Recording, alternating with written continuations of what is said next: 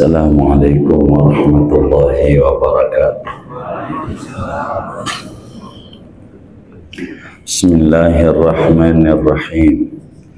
Alhamdulillahi rabbil alamin.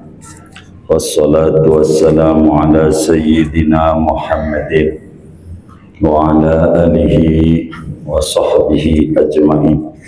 Allahumma inna nastahdika li arsyadi amrina wa zidna ilman yanfa'una. Qala al-imam al-muallif rahimahullahu ta'ala wa nafa'ana bihi wa bi barakati ulumihi wa ghafara lahu wa li masyayikhihi wa li masyayikhina amin. Wa yajibu ikhraju najisin minhu fawran ainiyan ala man alima bihi wa in ursida li izalatihi man yaqumu biha bima'lumin kama qatadahu itlaquhu. Wajib hukumnya mengeluarkan najis dari masjid fawran dengan segera, ainian najis yang bangsa ainian padahal wajibnya yang bangsa ain, ala man alima bihi atas orang yang mengetahui oleh orang dengan adanya najis. Wa in ursida sekalipun telah dipersiapkan li izalatihi untuk menghilangkan najis, man yaqumu biha oleh orang yang menjalankan dengan menghilangkan najis, bimaklumin dengan upah yang dimaklumi. Kama qtadahu itlaquhum sebagaimana menghendaki akan wajib oleh memutlakannya para ulama.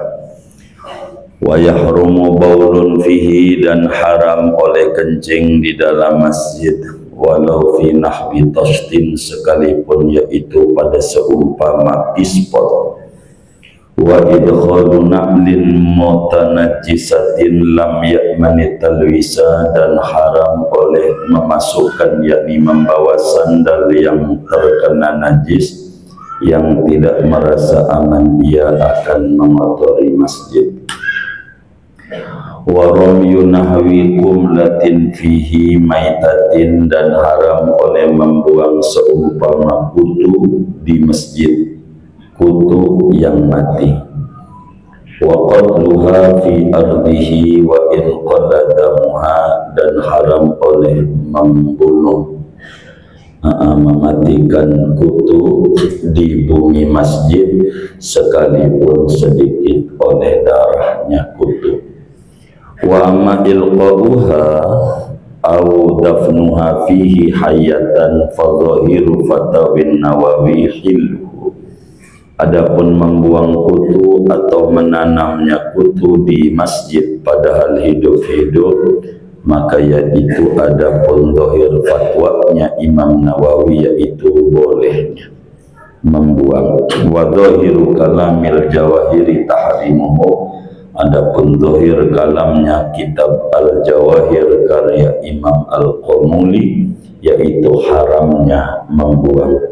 Wabihi dan dengan haram Surah Ibn Yunus telah menjelaskan oleh Imam Ibn Yunus. Wa yukrahu fasdun wa hijamatun fihi bi'ina'in dan dimakruhkan oleh berpetik fasdu dan berbekam di masjid dengan membawa bejana. Wa raf'u sautin dan makruh meninggikan suara. Wa nahwu bai'in dan seumpama jual beli. Wa amalu sina'atin fihi dan mengerjakan keterampilan di dalam masjid. Wallahu a'lam bishawab. Segini. Bapak Ibu, saudara-saudara sekalian, pertemuan yang lalu kita membahas tentang makruh berludah dalam sholat, baik di masjid maupun di luar masjid, bila menghadap kiblat, menghadap depan. Kalau di luar masjid, kalau di masjid sudah pasti menghadap kiblat, dan ke kanan.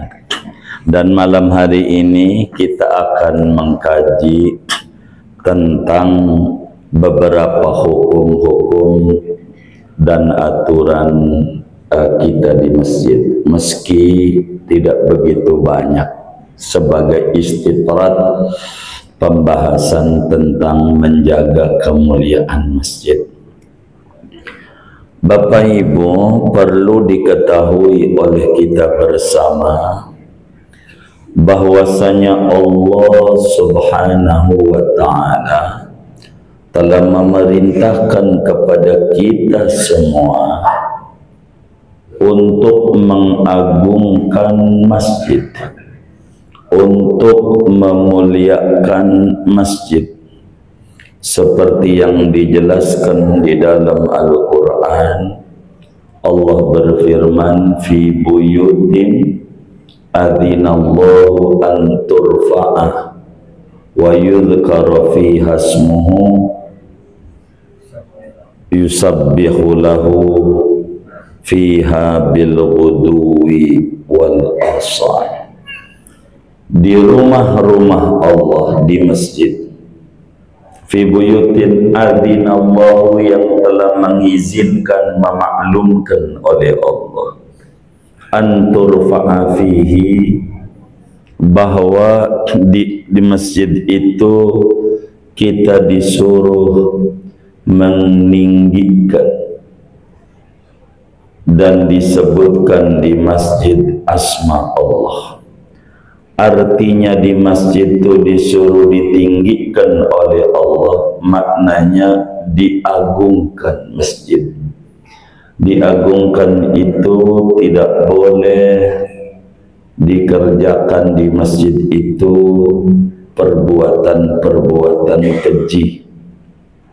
Juga arti diagungkan itu adalah tidak boleh bertutur yang omongan yang keji.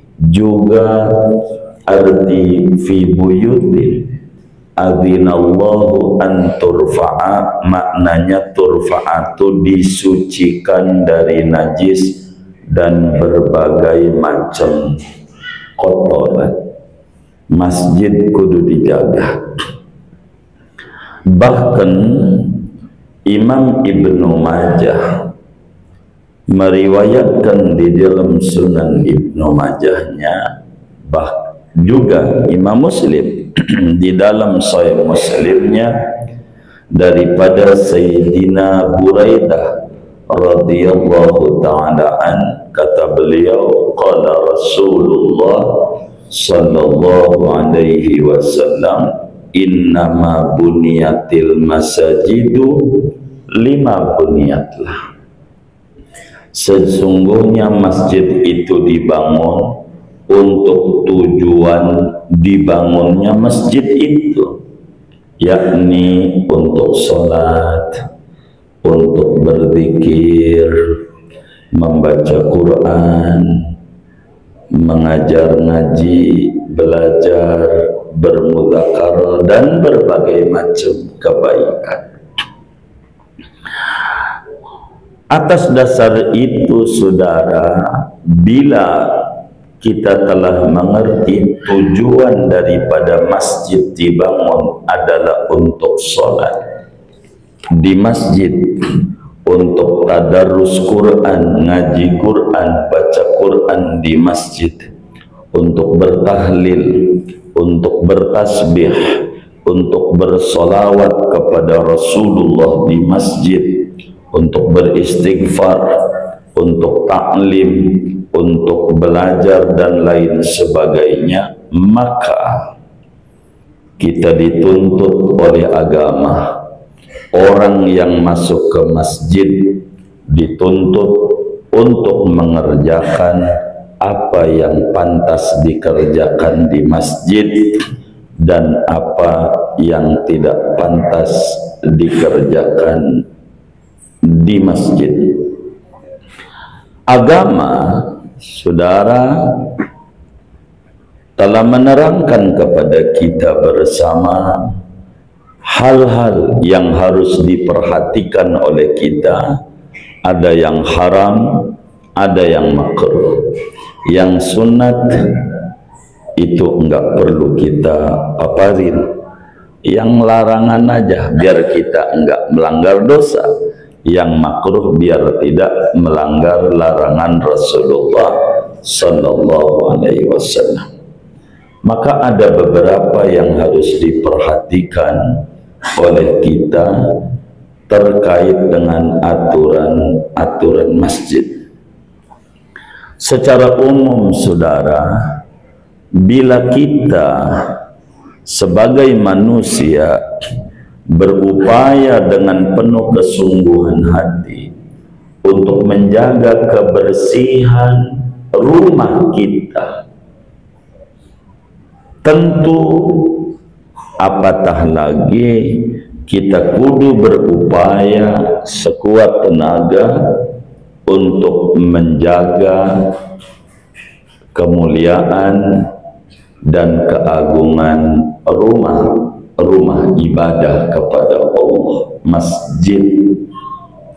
Karena itu, mana di antara hal yang harus kita tahu tentang masjid? Satu, wa yajibu ikhraju najisin minhu fauran ainian ala man alima bihi wa in ursida li izalatihi man yaqumu biha bima'lumin kama qatabahu itlaquhu. Satu, wajib hukumnya siapa saja yang tahu di masjid itu ada najis, tayayam umpamanya, kencing, apa aja, tai burung, tai tikus, apa aja, cicak, di masjid, yang tahu fardu ain, dia diwajibkan oleh agama, yang tahu itu fardu ain dia doang, kecuali dia ngasih tahu temennya, berdua jadi, ngasih tahu orang banyak, yang tahu jadi. Wajib hukumnya membuang najis yang ada di masjid. Kalau ada najis, wajib. Siapa yang diwajibkan? Yang tahu doang. Kalau satu orang, fardu ain.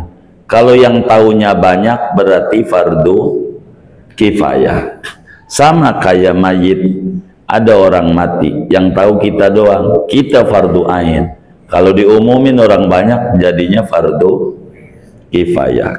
Wajib yang tahu. Kata kita, gua pengunjung di masjid, bukan merbot, walaupun Anda pengunjung. Begitu. Meski di masjid itu ada merbot bagian seksi kebersihan. Karena yang tahu kita yang diperintahkan. Jangan kita ngunjukin aja, lo merbot, no ada tayayam, payah banget tuh jadi merbot, ngegaji kagak kita, bener nggak? Kan kita tugas bersama-sama menjaga masjid, gitu. Bukan tugas merbot. Sian saya mah merbot tuh, sian, begitu. Man dikasih duitnya kecil, begitu. Kalau kotor aja diomelin dia, kalau bagus aja yang dipuji ketua DKM-nya, benar nggak? Ini kayaknya merbot yang kencang itu tuh. Oh gitu, saudara, kasihlah merbot yang wajar. Moga nih jamaah nih yang hadir rezekinya luas, usahanya maju. Tolonglah tanya tuh di masjid tuh, ngobrol merbot digaji berapa, seperak tambahin. Saudara, ganjaran paling gedenya ganjaran kayak begitu. Yang orang kurang dapat perhatian, kasih kayak begitu, kasih begitu, kayak begitu. Siang kalau ada najis di masjid, wajib kita yang tahu ngebuang najis, wajib.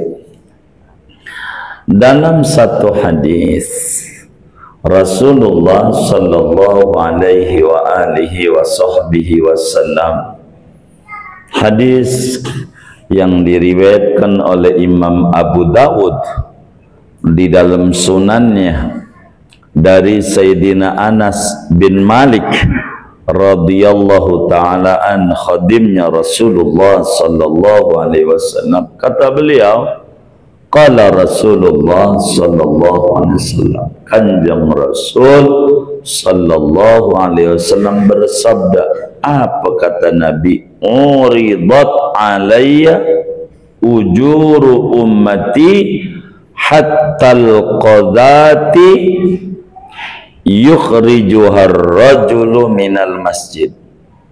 Jadi kata Nabi, aku diperlihatkan saat Isra Mi'raj ganjaran-ganjaran yang dikerjakan oleh umatku, nilainya di surganya tuh ampe ganjaran buang tai tikus, tai ayam, kotoran yang ada di masjid, istananya tinggi banget di surganya. Begitu, buang. Maka kalau kita jadi merebot, beruntung. Enggak digaji, enggak apa-apa. Tuh, ganjarannya gede. Kayak begitu. Nabi bilang, ditampilin sama saya nih ganjarannya ngebuang kotoran di masjid tuh. Maka yang tukang-tukang ngapel masjid tuh ganjaran gede. Gede banget, ganjarannya besar, ikut bersihin masjid tuh gede ganjarannya. Sehingga uang wajib hukumnya ngebuang kotoran yang ada di masjid, walaupun kita bukan merebot, bukan pengurus. Tapi ada merebot yang digaji, gajinya wajar, gede gajinya. Gitu di sini disebut man yaqumu biha bima'lumin, gajinya standar UMR, gajinya UMR, ganjaran. Begitu. Tetap aja bukan tugas merebot doang menjaga masjid, semuanya. Walaupun kita jadi ketua DKM, kerjain aja. Penasehat, ya jangan nasihatin doang, ngerjain juga. Begitu. Tuh di masjid tuh, ini aturan yang diatur oleh agama. Jadi haram membawa najis ke masjid. Kalau ada najis di masjid wajib kita buang. Ini aturan masjid. 2. Wa yahrumu baulun fihi walau fi nahwi tashtin. Haram hukumnya kencing di masjid. Artinya di masjid itu, di tanah masjid enggak boleh, di bangunan masjid enggak boleh, apalagi di tanahnya. Saya mau ajarin saudara ya, moga ini yang ngaji nih bapak ibu ini rezekinya luas, subur ya, begitu usahanya pada maju, mampu bangun masjid wakaf gitu, bangun masjid. Saya ajarin caranya nih biar bener ya. Saudara punya tanah berapa kira-kira, mau contohnya buat bangun masjid nih, kira-kira berapa nih? 500, baik. Kalau saudara ada tanah 500 meter, pengen saudara jadikan masjid, maka saudara pengen wakaf masjid, yang pertama datang sama kiai. Itu begitu. Bagaimana prosedurnya nih? Sama kiai dulu, biar kita dibimbing cara wakafnya. Kalau saudara wakafnya begini nih, saya wakaf tanah seluas 500 meter untuk masjid, maka 500 meternya lah jadi masjid. Saudara bikin toilet di situ dosa. Namanya kencing di masjid. Begitu. Kalau saudara ngomong begitu. Kalau saudara ngomongnya begini, ini yang kudu datang sama kiai. Saya wakaf tanah 500 meter untuk masjid dan fasilitas masjid. Nanti bakal diatur. Yang masjid mungkin 300 meter mungkin. Untuk bikin toilet 150 begitu. Supaya tidak kencing di masjid. Kalau tanah masjid dibikin toilet, ya dosa. Nggak boleh tanah masjid. Makanya kita harus paham. Bukan asal bangun-bangun doang. Payah banget di Mekah itu. Begitu, ke tempat kencingnya jauh. Ini mana batas masjidnya, mana bukannya. Begitu maksudnya. Jadi biar kita tahu mana masjid, mana bukan masjid. Dulu ada muridnya Muallim Syafi'i Azami rahimahullah, paling waro, namanya Kiai Soleh Zawawi, abahnya Kiai Lutfi itu. Waktu di An-Nizam namanya, di Kebun Mangga tuh, beliau jadi ketua umumnya, suruh rehab masjidnya. Dia tanya, nih batas masjid ini berapa? Kata yang tua-tuanya, ya dulunya berapa ya? Waduh, kata beliau, kita beli rumah warga depan tuh buat bikin toilet. Kalau nggak tahu, takut ngeri masjid doang ini bagian. Akhirnya sumbangan beli yang sekarang jadi sekretariat di depan tuh rumah warga. Beli urun. Ini batas masjid di batas sini. Tuh alim namanya alim. Kita tuh harus ngerti, bukan bangun-bangunnya, harus paham. Begitu. Jadi biar kita ini ngerti dalam agama ini. Kencing di masjid haram walaupun pakai botol pispot. Ya pispot saya kagak punya. Plastik gula perempatan kiloan per sekiloan haram walaupun pakai tempatnya, nggak boleh di masjid, nggak boleh, dilarang sama agama, dilarang, enggak boleh.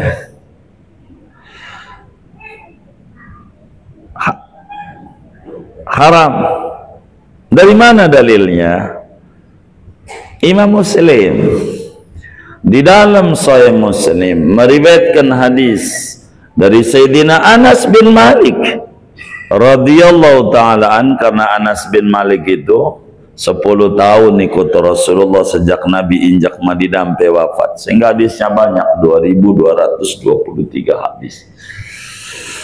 Salah satunya berbicara kencing di masjid. Kata Sayyidina Anas, qala Rasulullah sallallahu alaihi wa alihi wasallam, Rasulullah bersabda, inna hadhil masajida la tasluhu li syai'in min hadal bauli walal qadar, innama hiya li dzikrillah wa qiraatil Qur'an.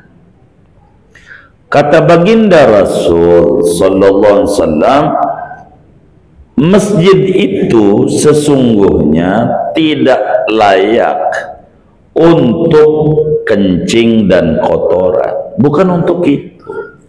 Sesungguhnya masjid itu dibangun untuk sholat, untuk baca Quran, ngaji, kata macam.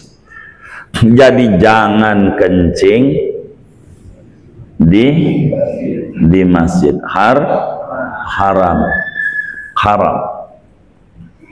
Tapi ada sahabat yang kencing di masjid, itu lain. Yang ada di Bulughul Maram juga ada. Lain. Ini A'rabi, orang pedusunan, tidak mengerti peradaban, tidak mengerti tamadun. Ini lagi berbicara akhlak Rasulullah SAW. Nabi lagi ngajar. Begitu. Dia main langkain aja tuh leher teman-temannya. Dia kagak tahu. Main nyelak aja. Namanya orang pedusunan. Begitu. Orang pedusunan tuh kerjaannya begitu. Datangnya telat, nyelak, sholat pengen di belakang imam, Imam wiridan aja kabur. Ini orang pedusunan. Emang ada nggak gitu? Ah, ini pedusunan namanya. Dusun kata orang Sunda. Ada orang dari perkampungan tidak mengerti peradaban.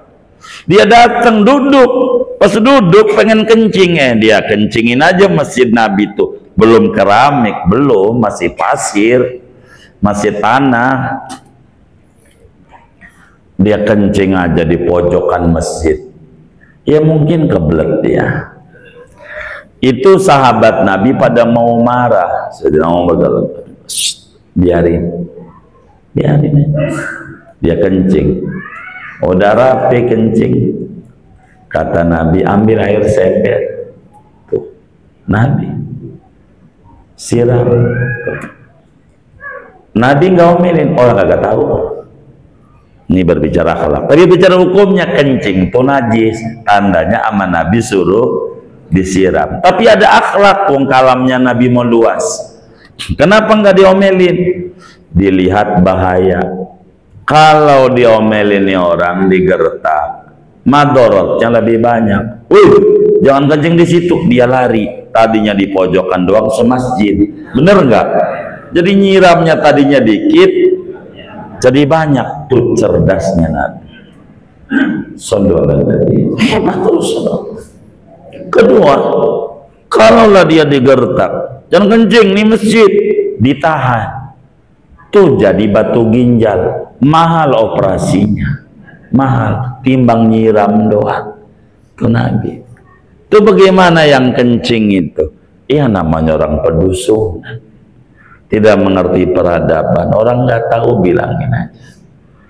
Begitu, makanya sama Nabi siram. Kalau sekarang kan masjidnya, nah pasti kalau orang kencing di dalam masjid, sengaja ngajar orang sekarang, anggapnya miring.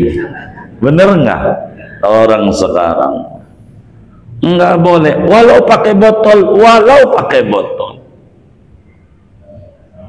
nggak boleh, haram. Masjid ini fi buyutin adzinallahu an turfa itu dalam tafsirnya tuthar minan najasati wa minal qadari wa ghairihima. Yang namanya masjid kudu ditinggikan, maknanya kudu dijaga dan disucikan dari najis, kotoran, dan selain keduanya dari yang buruk-buruk. Itu masjid. Ini penting adab ini, saudara. 3. Wa idkhalu na'lin mutanajjisatin lam ya'manit talwisa. Haram kita ke masjid bawa sendal yang ada najisnya. Ada najisnya. Mana bawanya di Mekah lagi. Habis dari toilet, najisnya. Mau tawaf dibawa-bawa. Di sini aja dosanya gede. Di Mekah 100.000 kali lipat. Ya Allah. Sendal yang ada najisnya jangan dibawa ke dalam masjid. Jangan. Kalau ada najisnya, kalau ada najis, enggak boleh. Sama Nabi enggak boleh. Diatur oleh agama. Abu Sa'id Al-Khudri radhiyallahu ta'ala an, makamnya di Baqiyah. Seperti hadisnya diriwayatkan oleh Imam Abu Dawud di dalam sunannya. Kata Abu Sa'id, qala Rasulullah sallallahu alaihi wasallam, idza dakhala ahadukumul masjid falyandur.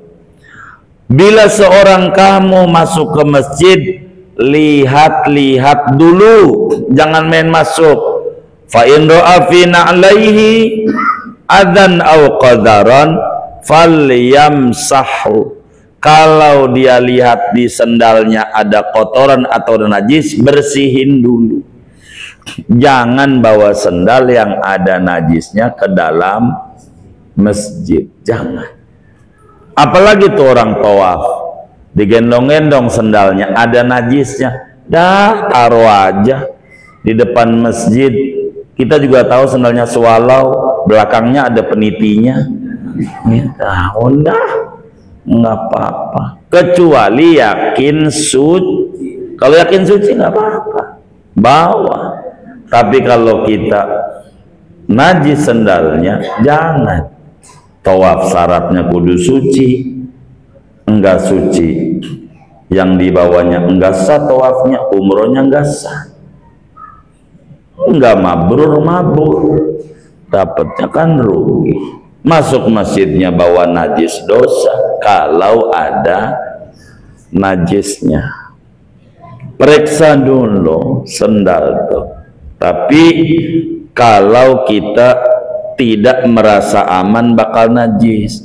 Kalau merasa aman ada kantong kresek, ada najisnya, kita bawa ke dalam masjid, makruh doang.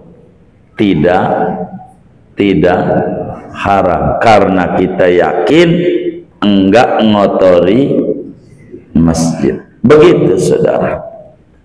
Begitu orang yang badannya ada najisnya, darahnya bisulan, ngalir terus, cek aja kayak begitu. Kalau kita khawatir ngotori masjid haram, masuk masjidnya. Kalau tidak khawatir kagak haram. Begitu, kagak haram. Karena itu kalau mau bawa sendal ke dalam masjid, cek dulu bersih apa kagak. Itu begitu aturannya. Mana lagi? Udah berapa tuh ya? 34. Warom yunahwikum latin fihi maitatin. Haram juga. Ya, orang kadang suka di masjid iseng banget. Rambutnya kutuan. Rambutnya. Dia buang kutu di masjid. Kutu mati. Buangnya di masjid. Nyamuk lagi. Mati. Dibuang aja kulitnya di masjid. Dosa. Yang kayak begitu. Mana yang kayak begitu orang yang ngaji juga lagi malam ini. Ya ini nggak bener ini.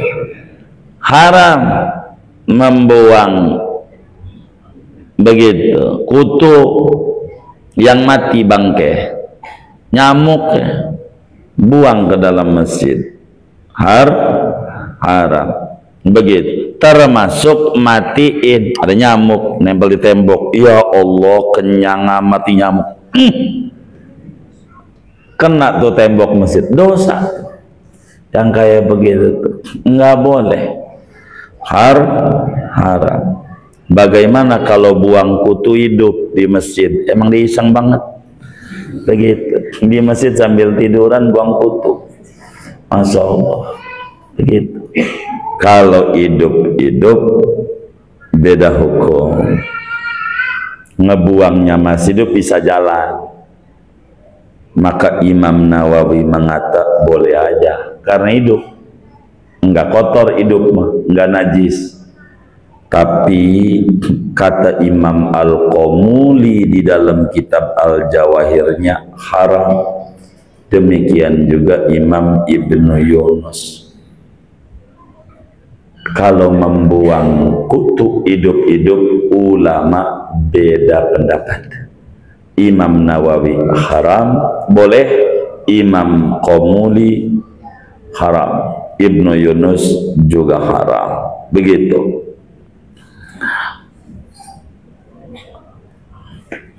Terus wa yukrahu, tadi haram-haram, sekarang hukum makruh.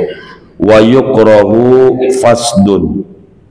Haram berfasdu. Udah ngerti sekarang, udah bahasa Indonesia tuh. Fasdu, petik. Jadi cara membuang darah itu ada dua. Ada namanya digores doang, uratnya keluar dari uratnya, namanya fasdu. Ada yang disedot dulu, kumpulin dulu, namanya bekam, hijamah, bagus biar sehat. Begitu. Nabi itu demen hijamah, jadi darahnya cakep, darahnya, jadi enggak ngalamin darah tinggi kalau kayak begitu darah. Jadi makruh kita berbekam di masjid, makruh. Berfasdu di dalam masjid juga makruh. Itu kalau ada alat-alatnya, wadahnya, makruh. Seperti kita mengadakan pengobatan suntik apa di masjid tempatnya, kan nanti cek darah, ini makruh kalau ada tempatnya. Kalau bakal nggak ada tempatnya, ya haram. Haram. Makruh berfastu di masjid, makruh berbekam di masjid yang ada wadahnya, gitu. Kalau enggak ada wadahnya, haram ngotori masjid.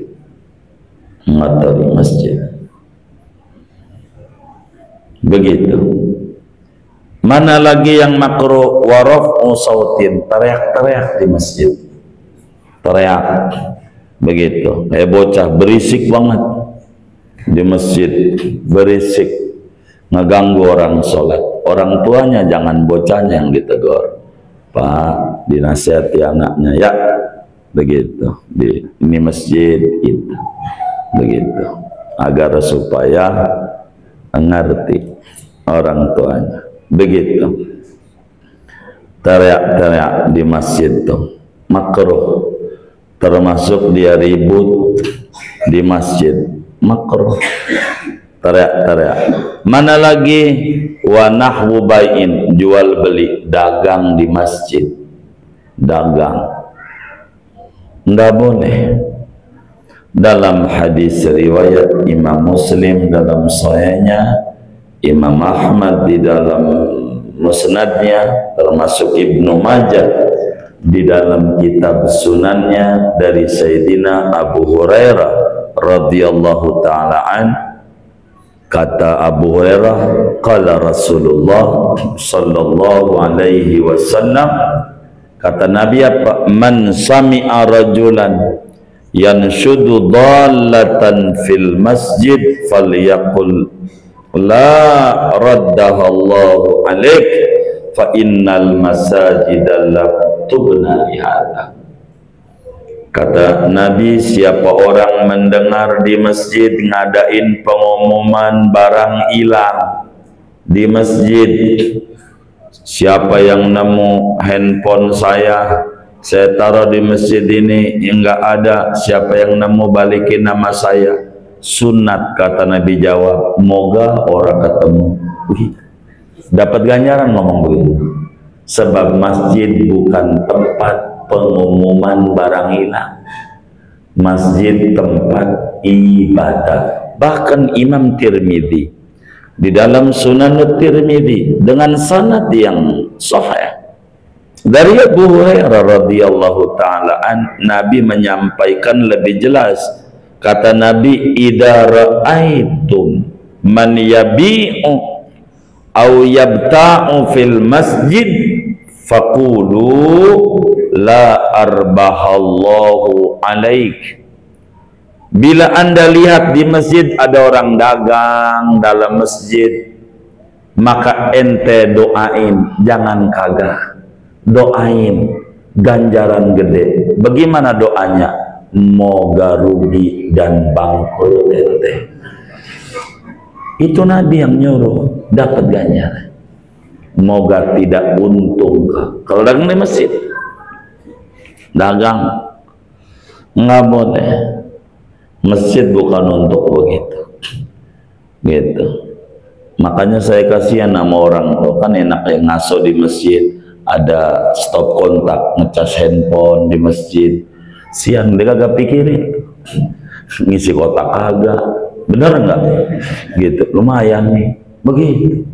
Nah, itu duitnya duit wakaf orang, begitu. Pikirin tuh yang ada begitu, kan kita enak banget.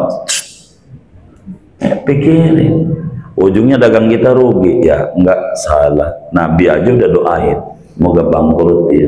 Jadi kalau kita dagang merugi, udah belum? Oh belum. Itu begitu.